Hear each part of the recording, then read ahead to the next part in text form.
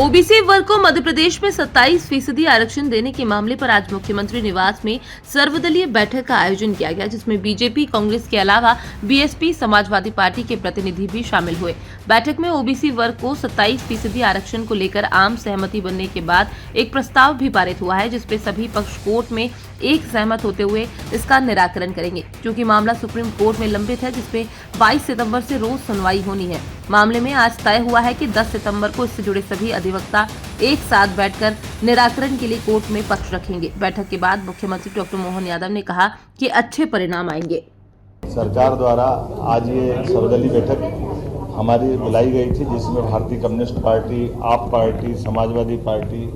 भारतीय Indian Congress, Bharatiya Janata party,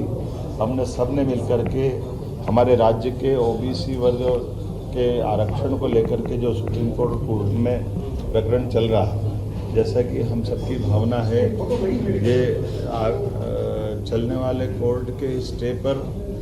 चूँकि कांग्रेस भी और बाकी अपोजिशन पार्टी भी और भारतीय जनता पार्टी भी सबने अपनी विधानसभा में भी इस बात को स्पष्टता के साथ रखा था कि 27% आरक्षण देने में हम यूनानिमस तैयार हैं। तो चूँकि कोर्ट में अलग अलग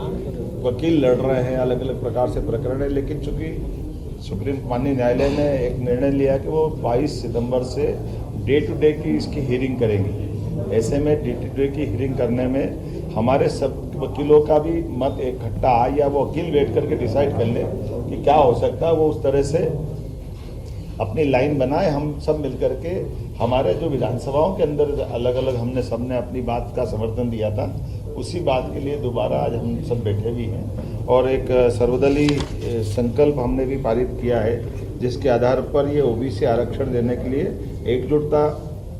एक फोरम पर आए और इसी में विधायिका, न्यायपालिका, कार्यपालिका सम्मिलित रहे। इसके क्रियान्वित करने के समय के प्रयास करेंगे और इससे जुड़े वकीलों को 10 सितंबर के पहले सभी सामूहिक रूप से बैठ करके बात कर ले, क्योंकि ये बात सही है कि जो हमारे